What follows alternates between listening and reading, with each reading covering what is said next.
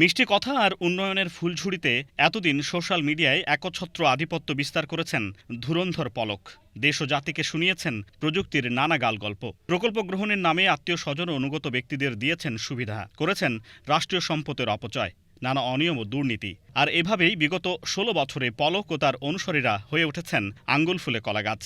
আর এতে রাজনৈতিকভাবে মদত দিয়েছেন হাসিনা পুত্র সজীব ওয়াজেদ জয়। বেপরোয়া দুর্নীতির উপর দাঁড়িয়ে গণ অভ্যুত্থান পরবর্তী সময়ে নতুন অন্তর্বর্তী সরকার এ খাতের অপচয় ও মেগা দুর্নীতি থামানোর উদ্যোগ নিয়েছে। গঠন করেছে ১৩ সদস্যের তদন্ত কমিটি। যে কমিটির প্রতিবেদনে তথ্য প্রযুক্তি বিভাগ ও এর অধীন দপ্তর সংস্থাগুলোতে ২১টি প্রকল্পে ব্যাপক অনিয়ম ও দুর্নীতির তথ্য উঠে এসেছে। এ বিষয়ে তথ্য ও যোগাযোগ প্রযুক্তি সচিব জানান, যেসব প্রকল্পে অনিয়ম পাওয়া গেছে সেসব প্রকল্পের কাজ সীমিত করা হবে, প্রয়োজনে প্রকল্পের চুক্তি বাতিলও করা হবে।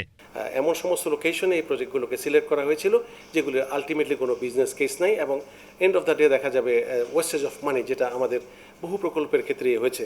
তো এই রিপোর্টের মধ্যে ফাইন্ডিংসগুলোর মধ্যে মূলত যেটা আছে যে অপ্রয়োজনীয় অঙ্গ সংযোজন, যেটাকে যদি আমরা এখন বাদ দিই প্রায় ৬,৯০০ কোটি টাকার কাজ কমানো সম্ভব হবে। তথ্য প্রযুক্তি বিভাগের সচিব জানান, হাসিনা পুত্র সজীব ওয়াজেদ জয় ও জুনায়েদ আহমেদ পলক খুব স্মার্ট ছিলেন। তারা শুধু হরিলুট, দুর্নীতি ও অনিয়মেই সীমাবদ্ধ থাকেননি। জনবল নিয়োগ থেকে শুরু করে সব প্রকল্পেই নিয়েছেন অর্থের ভাগ। আপনারা জানেন যে এই মানুষগুলো খুব স্মার্ট হয় আসলে, তবে নিশ্চিতভাবে বলা যায় যে এই প্রকল্পগুলো যেহেতু পলিটিক্যালি মোটিভেটেড ছিল, এগুলোর মধ্যে তাদের স্টেক ছিল এবং আরও কিছু প্রভাবশালী ব্যক্তি ছিলেন যে মানুষগুলোর প্রত্যক্ষ ইশারায় প্রকল্প নেওয়া হতো, প্রকল্প বাদ দেওয়া হতো এবং প্রকল্পের খরচ অপ্রয়োজনীয়ভাবে বৃদ্ধি করা হতো। এই জিনিসগুলো কিন্তু তদন্ত প্রতিবেদনে এসছে।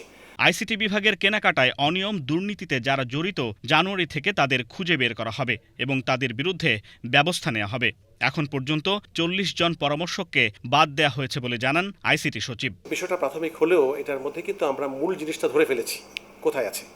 এখন স্পেসিফিক্যালি জায়গাগুলো আইডেন্টিফাই করে করে এগুলোতে শুধু দায়িত্ব নির্ধারণ করা। আগামী বছরের একেবারে শুরু থেকেই কিন্তু আমাদের এই কার্যক্রমগুলো শুরু হয়ে যাবে। আর তথ্য প্রযুক্তি বিভাগের পলিসি অ্যাডভাইজার ফায়েজ আহমদ তৈয়ব জানান, অপচয় ও অব্যবস্থাপনা কমিয়ে প্রকল্পগুলোতে স্বচ্ছতা ও জবাবদিহিতা নিশ্চিত করা হবে। আমরা এই প্রকল্পগুলো এমন একটা পর্যায়ে রেখে যাব যেখানে পরবর্তী সরকার এই স্ট্যান্ডার্ড রেফারেন্সের উপর ভিত্তি করে স্বচ্ছতা এবং জবাবদিহিতা নিশ্চিত করতে বাধ্য থাকবে। গত রোববার তথ্য প্রযুক্তি উপদেষ্টা নাহিদ ইসলামের কাছে অনুসন্ধান প্রতিবেদন জমা দেয় তদন্ত কমিটি। প্রতিবেদন আমলে নিয়ে প্রয়োজনীয় ব্যবস্থা গ্রহণে সংশ্লিষ্টদের নির্দেশনা দিয়েছেন তিনি। জানা গেছে, বিগত ১৬ বছরে তথ্য প্রযুক্তি খাতে ৬৫,০০০ কোটি টাকা খরচ করা হয়েছে। কুমার বিশ্বজিৎ রায়, বাংলাদেশ টেলিভিশন, ঢাকা।